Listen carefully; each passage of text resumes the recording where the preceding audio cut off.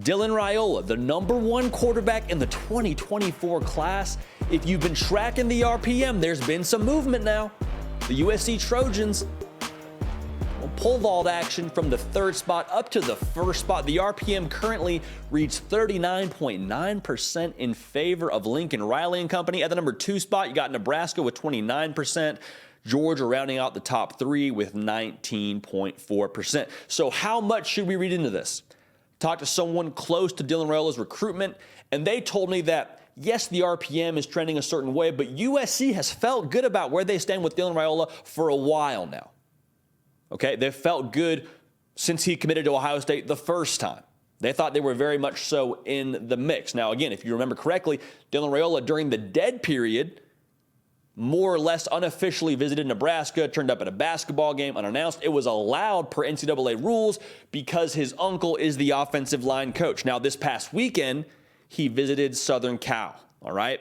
And it sounds like that visit went pretty well. So I just want to kind of take a step back and sort of unpack each school for Dylan Raiola, but we got to start with USC because USC has, I think, the most obvious case in terms of how they would go about landing Dylan Raiola. He got to go watch practice, got to spend time with Lincoln Riley, and that's kind of the pitch in itself, right?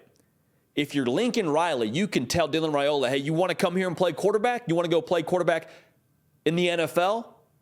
I've got a resume that reads pretty well. 3 Heisman Trophy winners, and in terms of like the risk with all 3 of these schools, USC feels like the lowest risk, right? Close to home, quarterback-friendly head coach. It has all the makings of what you would want if you're the top quarterback in your cycle.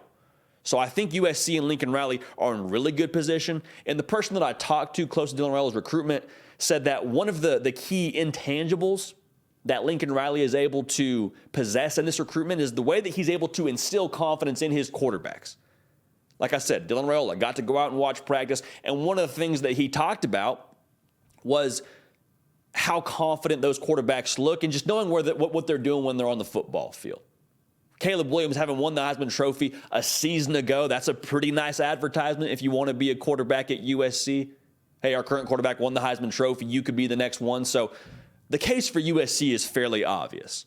And it's no mystery why they're sitting where they are right now in terms of the RPM. Again, they were 3rd. They moved up to 1st, but USC has felt pretty good about where they stand with with Dylan Raiola as Lincoln Riley as the head coach for a minute now.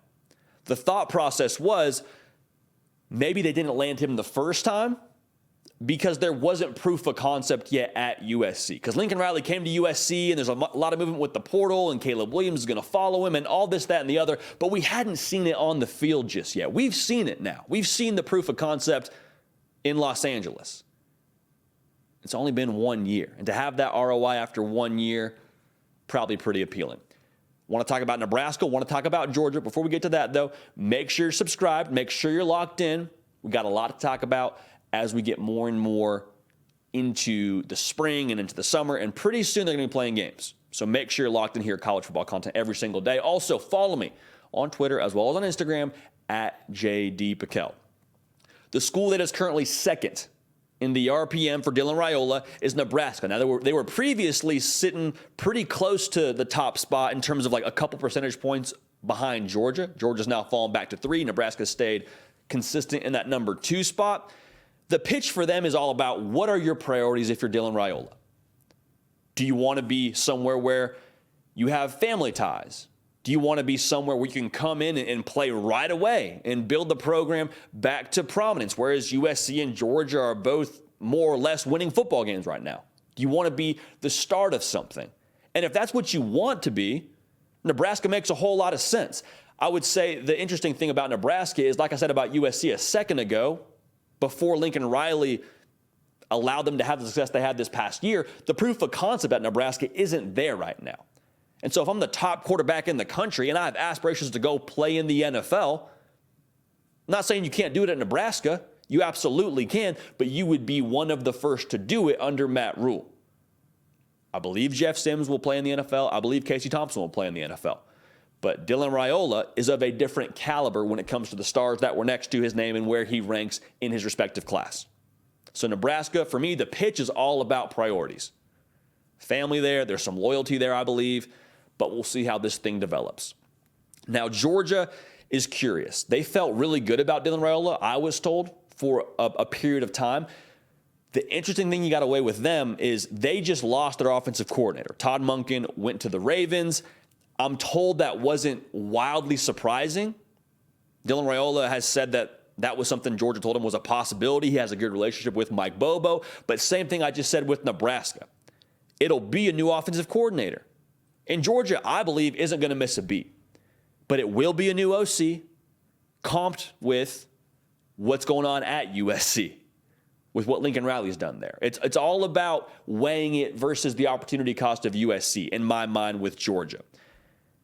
It's difficult because we expect him to probably commit before his senior season, which would be before Georgia starts playing ball. You're asking him to commit to an offensive coordinator you haven't really seen get to work in Athens, Georgia.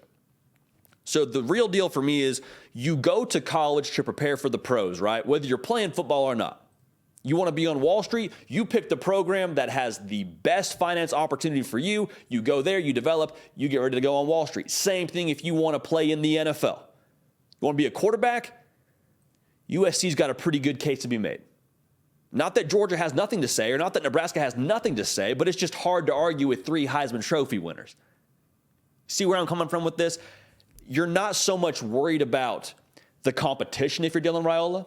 I'm told I think it's all about going to the best fit and keeping it all about you, for lack of a better term. I was told it's not going to be about, hey, crowded quarterback room at Georgia, crowded quarterback room at USC. Like, Dylan Raiola is going to where he feels best suits him, is, again, what I've been told. Now, here's the other thing we got to keep into account here. Let's just say he commits around June, because that's kind of the rumor for him taking official visits in June. Let's just say he commits at the latest June. That commitment will have to stick for another 7 months. And let's say he picks USC. Let's say he picks USC in June, and then Georgia goes on an absolute tear. And then Carson Beck, before you know it, in November is a Heisman Trophy frontrunner. Does that change the conversation around Dylan Raiola and where he ends up playing ball? Because that, again, has to stick till December, till pen meets paper.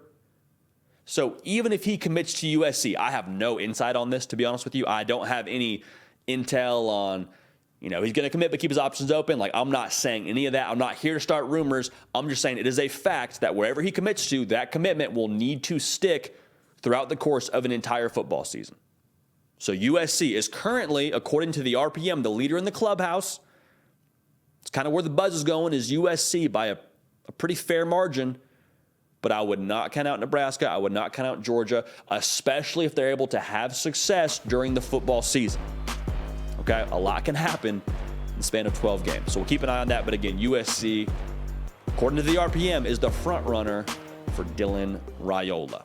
Hey, y'all, thanks so much for watching. Subscribe to the channel here to make sure you don't miss an episode of The Hard Count. Also, be sure to check out other videos on the On3 YouTube channel.